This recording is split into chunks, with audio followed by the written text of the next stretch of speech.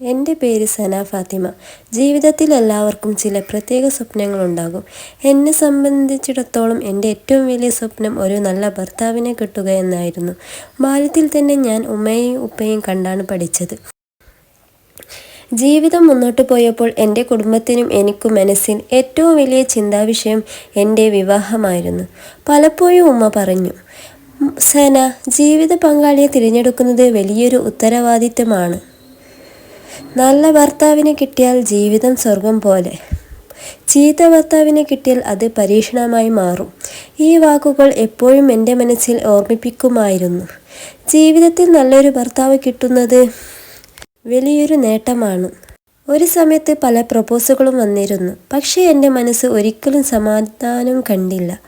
ഒരുപാട് നല്ല കാര്യങ്ങളും പറഞ്ഞെങ്കിലും എൻ്റെ ഹൃദയം ചോദിച്ചിരുന്നു, ഇവനല്ല, ഇനിയും കാത്തിരിക്കണം. അതേസമയം എൻ്റെ മാതാപിതാക്കൾക്ക് ചെറിയൊരു ആശങ്ക. അവർ ആഗ്രഹിച്ചത് ഞാൻ സുരക്ഷിതമായ ജീവിതത്തിലേക്ക് കടക്കണം. പക്ഷെ ഞാൻ ഒരിക്കലും അടിയന്തരമായി തീരുമാനിച്ചില്ല. എൻ്റെ ഉറച്ച വിശ്വാസം അള്ളാഹു ഏറ്റവും നല്ലത് തിരഞ്ഞെടുക്കും. അവസാനം ഒരു ദിവസം എൻ്റെ ജീവിതത്തിലേക്ക് ഒരാൾ വന്നു. അവനെക്കുറിച്ച് കേൾക്കുമ്പോൾ എൻ്റെ ഹൃദയം ഒരുപാട് സമാധാനപ്പെട്ടു. അവൻ മതത്തിൽ ഉറച്ചവൻ, നിസ്കാരം, ഖുർആൻ പ്രാധാന്യം കൊടുക്കുന്നവൻ, കുടുംബത്തെ ആദരിക്കുന്നവൻ.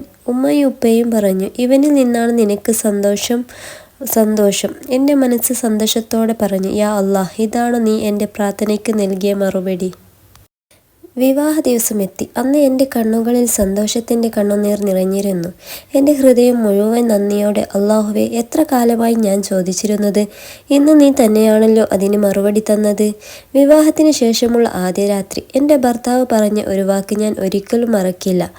അദ്ദേഹം ഇങ്ങനെ പറഞ്ഞു, നമ്മുടെ ജീവിതം ഖുർആനും സുന്നത്തും അനുസരിച്ചാകട്ടെ, ഒന്നിച്ചു നിന്ന് അല്ലാഹുവിനു വേണ്ടി ജീവിക്കാം. ആ വാക്കുകൾ കേട്ടപ്പോൾ എൻ്റെ ഹൃദയം വലിയൊരു സമാധാനം നേടി.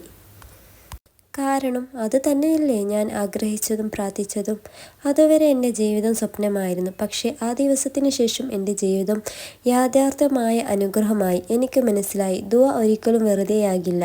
അല്ലാഹു നമ്മൾ ചോദിച്ചതിന് ഏറ്റവും നല്ലത് തന്നെ തന്നിരിക്കും. അങ്ങനെ എൻ്റെ ജീവിതത്തിലേക്ക് ഒരു നല്ല ഭർത്താവിനെ കിട്ടി. എൻ്റെ പ്രാർത്ഥനകൾക്ക് അല്ലാഹു തന്നെ മറുപടി. അതായിരുന്നു എൻ്റെ വിവാഹം.